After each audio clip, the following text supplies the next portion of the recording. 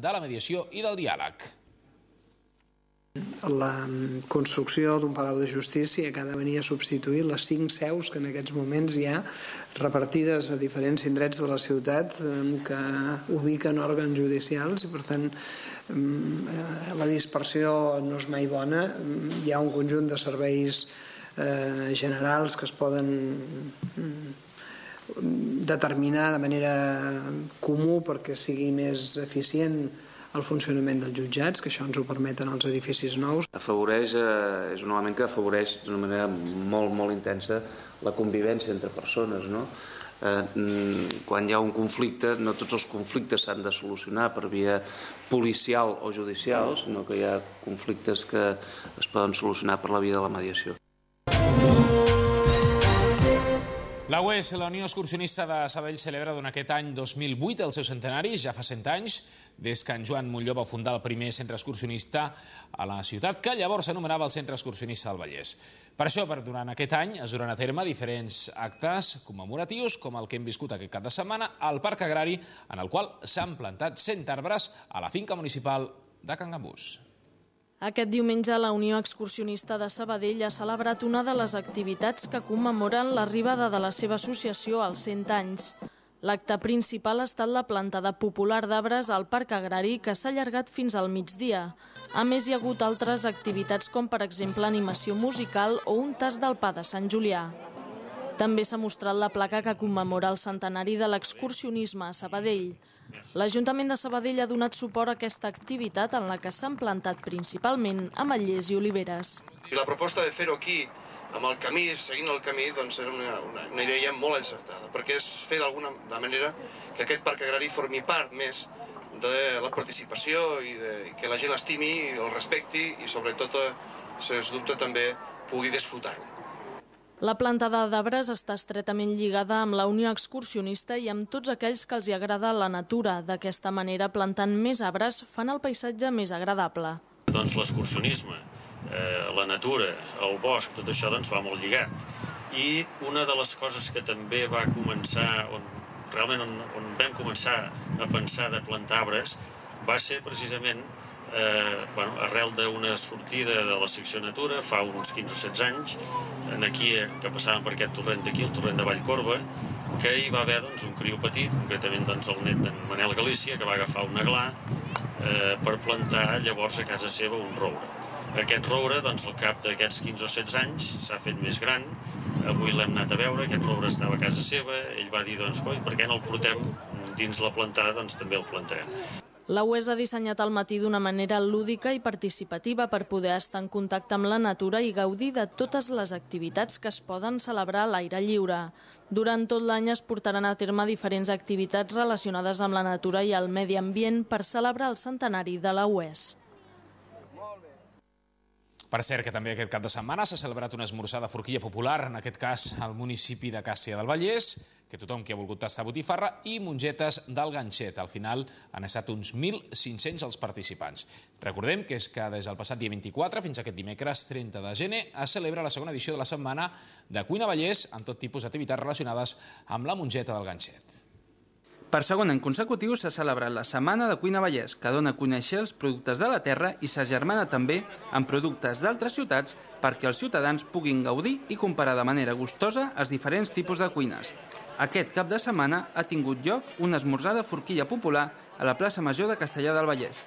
Més de 60 quilos de mongetes perquè unes 1.500 persones hagin pogut gaudir d'un dels productes més saborosos de la nostra terra. El president de Cuina Vallès, en Joan Bogunyà, ens ha explicat de manera anecdòtica que molts dels presents han repetit més d'un cop, però que s'alegra que els productes de la terra agradin tant.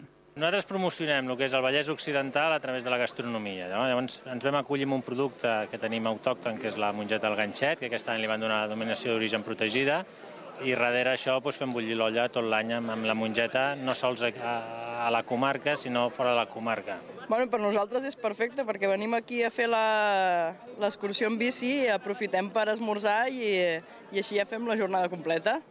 Per nosaltres és perfecte, a més provem aquí productes de la terra, que està molt bé.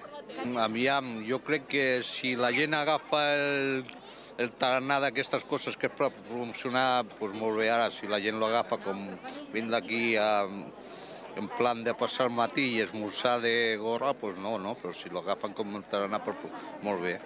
Els cuiners i els integrants de Cuina Vallès continuen, doncs, fent bullir l'olla amb productes d'allò més típics i exquisits. Un miler de persones van omplir la tarda la faràndula de Sabadell de gom a gom per gaudir de la que ja és la 24a edició de la gala benèfica Salto a la fama de l'Escola Sant Francesc, conduïda pel nostre company Carlos Fuentes. Els nens van tornar a ser els autèntics protagonistes d'una gala que va traslladar al públic més veterà la infantesa a través de les lletres de la gallina turuleta i que també va recuperar tot un clàssic, per exemple, dels 80, com el Thriller de Michael Jackson. Pel que fa a les actuacions de grups i artistes reconeguts, en aquesta ocasió els assistents van poder gaudir de les actuacions de Los Manolos, que veuen en imatges, de Sonia Madoc, Carlos Navarro, més conegut com el Llolles, i José Galisteo, qui va tancar la 24a edició d'un festival que l'any vinent, i en paraules de Carlos Fuentes, farà tremolar la ciutat, Sabadell.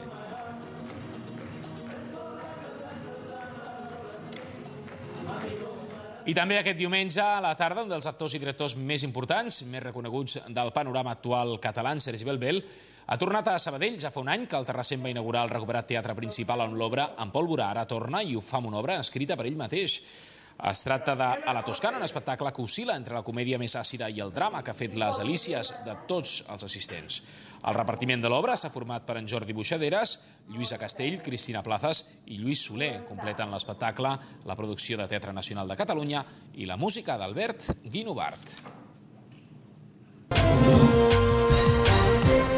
Esports. També ahir diumenge s'ha celebrat el 47è Cros de Sant Sebastià al Parc Catalunya de Sabadell amb 1.800 participants. Aquest cros popular va començar a celebrar-se als carrers de la Rambla de la ciutat de Sabadell allà per l'any 1962. Amb el pas del temps s'ha anat canviant la seva ubicació i ara actualment es celebra al Parc Catalunya. Atletes de totes les categories han participat fins ben entrat al migdia en una de les cites locals més reconegudes que compta amb la col·laboració de l'Ajuntament de la ciutat de Sabadell i també amb el suport de la Federació Catalana. Des de les 10 del matí fins ben entrat al migdia s'ha celebrat una de les fites més importants pel que fa a l'atletisme local. Es tracta de la 47a edició del Cros de Sant Sebastià. El lloc escollit per celebrar-ho ha estat el Parc Catalunya de Sabadell. Més de 1.800 atletes han participat en aquesta cursa. Núria Roig, de l'Agrupació Atlètica de Catalunya, i David Avidi, de Lloret la Selva, han estat els guanyadors. D'altra banda, també diumenge i amb horaris paral·lels s'ha disputat el Campionat de Catalunya de Promesa, el Campionat de Catalunya Universitari 2008, el 7è Cros Interpolicial i Bombers, el 22è Memorial Bravo i el Cros Popular. Els circuits comprenen distàncies que van des dels 900 metres fins als 10 quilòmetres depenent de les categories. La Sílvia Coronado, una de les participants de la cursa i guanyadora de la seva categoria, ens ha explicat com li ha anat. La primera volta hi ha anat molt bé i la segona, quan faltaven 500 metres, estava una mica patada, però he aguantat. Aquesta cursa es va començar a organitzar l'any 62 i ha voltat per alguns dels carrers més importants de la ciutat de Sabadell. El Cros està organitzat per la Joventut Atlètica de Sabadell i la Federació Catalana d'Atletisme i compta amb la col·laboració de l'Ajuntament de Sabadell i Sabadell Atletisme.